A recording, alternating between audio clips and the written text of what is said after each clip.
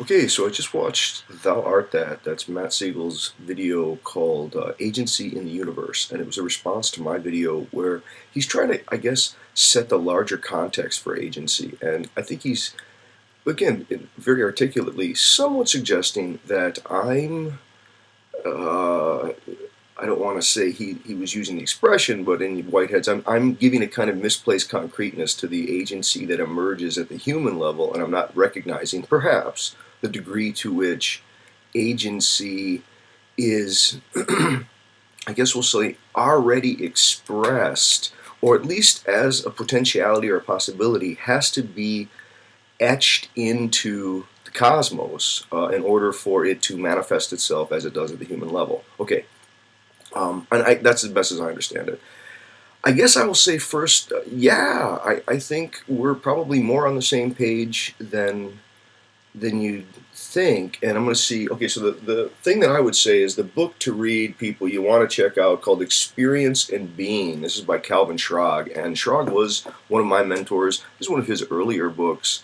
And really, just an amazing piece of existential phenomenology. It's also very informed by Whitehead and uses concrescence a lot, talks a lot about different ways of trying to tackle ontological problems. Now, I think the reason that I have been stressing, and this is more to you, Matt, right now, right? The reason I've been stressing ontology over epistemology is that I think this is in some way where phenomenology recovers ancient philosophy, right? I mean, Heidegger's Being and Time is a fundamental ontology, and the reason he's trying to engage in an ontology is that he's bracketing and or suspending the epistemological quagmires that were left in the wake of Descartes. See, I think in some way, if you ask the question, did Plato do epistemology?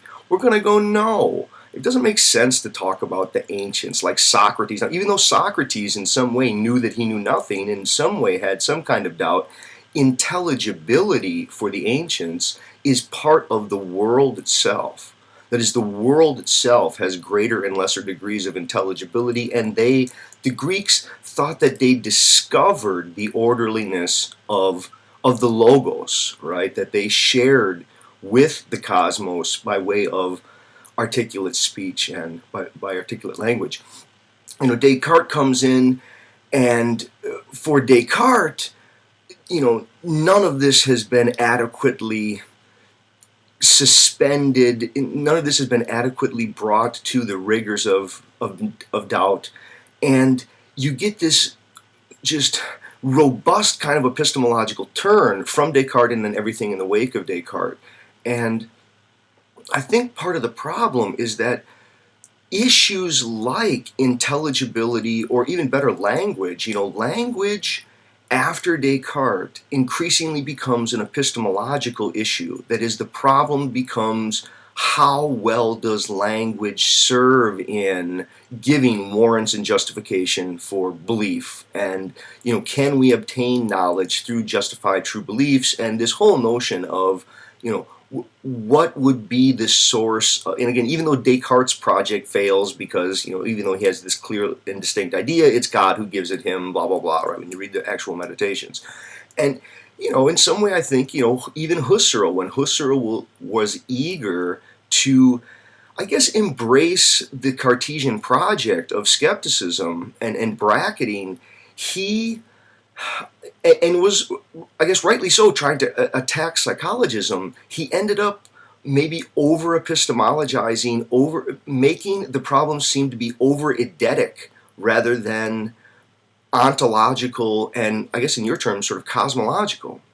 Okay, so, you know, now there are a lot of different ways that I would try to register this and say yes. So on just the face of it, my interest in recovering ontology would be to suggest that there must have been some kind of ontological possibility for everything that does emerge. Now, it doesn't mean that it harbored a potentiality within itself that came to expression. No, the question of ontology really asks, how are such beings possible? And it's not an epistemological question. See, like, take the question, well, there's so many different ways to come at this before we get too far afield. I think one way to come at it would be to say that Wittgenstein, somewhat similarly, right, to Heidegger, well, maybe not exactly to Heidegger, but Wittgenstein began with, the prospect of developing a rigorous epistemological tool out of language. And he thought that they were going to, mathematize in some way logical and philosophical discourse to create like a true language, whatever that would mean. And increasingly, the realization that you do things with language, that language is a way of being and acting more than a way of knowing, right? When you tell someone, hey, get out of here, or when you say to someone, shut up, or when you say to someone, will you help me? Or you say to someone, I promise you that I'm not going to let you down.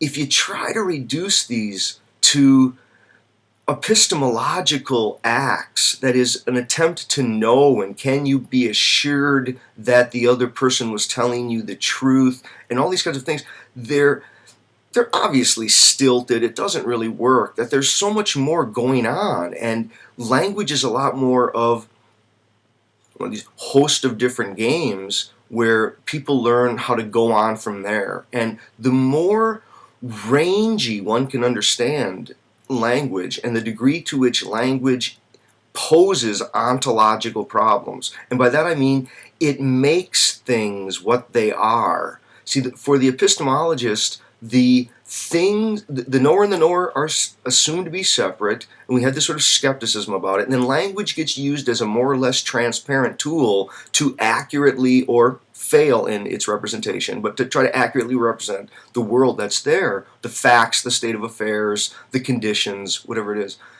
And yet, there are so many aspects of the human realm that the language is an inseparable part of what we mean by those things. That is, that's how the value gets conveyed. And maybe that's part of the issue, right? Is that, so there's an inorganic realm which out of which somehow emerges, for me, out of which emerges something like life. Now, the fact that life could emerge out of the inorganic poses an ontological problem. That it is, in fact, as you suggest, continuous. It's not a break from, but it's a, again, trying to find the right word is really the tricky part there. But there must have been the ontological possibility for its emergence. That's the issue. It's that there must have been the ontological possibility for its emergence. And when you get to things like just bodies, see, I think bodies are before they know anything about themselves. And there are things like sighs. I sometimes watch, now is a sigh an epistemological maneuver, or is it part of an expressing of being? See, when we're asking about the question of the meaning of being, we're not really asking, is this true or is this false? We're asking about the meaning of the being. And what are things? Not how do we know what things are. And, when I watch my dog and it rolls in a certain way and then stretches its body and then holds that stretch for a while and then stretches a different way and then goes lays in the sun, there is a comprehension of the world that's going on, that's an articulating of an expression of its body, but it's not an epistemological relation to the world. It's not one of knowing. See, I think the larger philosophical community is just, they're almost trapped in thinking that most of the relations that we have to the world are ones of knowing. And the more that you think in terms of knowing in this kind of abstract, representational relation to the world, which is, again, this tiny, tiny little fragment of humans' interactions with the world, the more humans seem alien and freakish. But the more that you realize that we're caught up and concatenated in a kind of concrescence with countless objects on endless fronts and on multiple horizons, it starts to become apparent of, how we're continuous with all the other kind of pushing and pulling and the developing and growing of the cosmos. I mean, for me, the question becomes something like, who am I? See, now if I say, who am I, this is not an epistemological question. It's an ontological question. And now you can someone could try to turn it into a series of statements about how do I know what my features are. I could try to reduce it into a series of what questions, like what am I made up of and how has my body been constructed? But they don't know how to address the who. See, it always gets turned into a what or a how question. And I guess, this is part of what I think ontology is trying to recover. It's to say that there is an intelligibility in the cosmos. We are the site where it emerged and it is occurring. Now, I'm not willing to say that the intelligibility that comes with humanity was somehow there all the way along, and now we're recognizing it, discovering it, co-opting it. No, there were somehow ontological possibilities etched into the world, and they were perhaps precasted in various ways. I mean, the random swerves of subatomic processes may be a kind of ontological precursor to the difference between different kinds of organisms and their ability to move or not move, or to feel or not feel. Like, I don't think we're going to say a plant feels. I mean, maybe someone will argue that it does. I don't think that a plant feels, but animals certainly do have a feeling, which feeling is a kind of register of preferences of the more desirable and the less desirable, at least a lot of base feelings. They're for or against, right?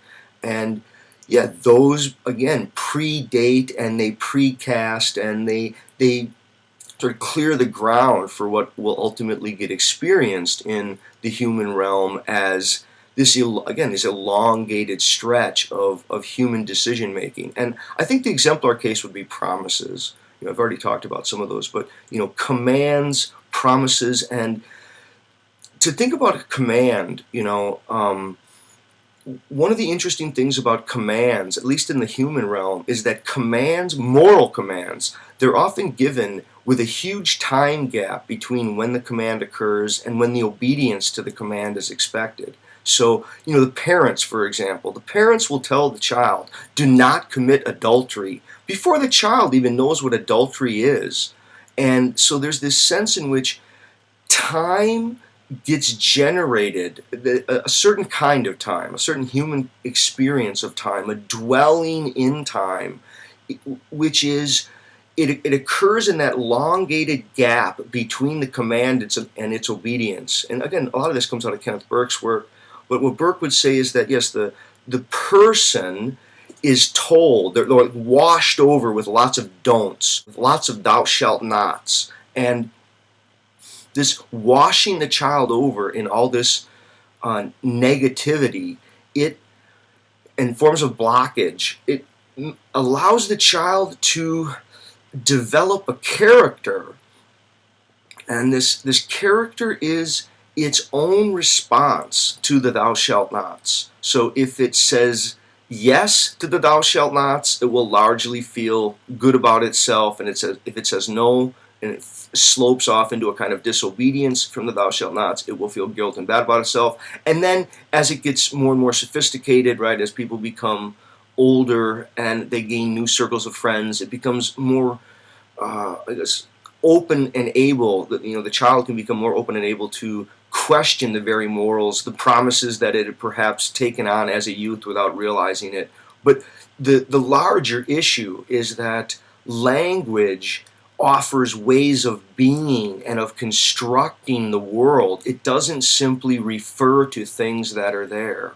That when one makes a promise or a commitment, or one gives a declaration or a command, one isn't knowing something through representing. One is acting upon the world, and that's in some way what the world is. The world is a whole series of ongoing actions and interactions that are bumping into and taking, saying do and don't at countless levels. So at any rate, enjoyed that, Matt, and I hope that some of that made sense to you. Okay, take care. Bye-bye.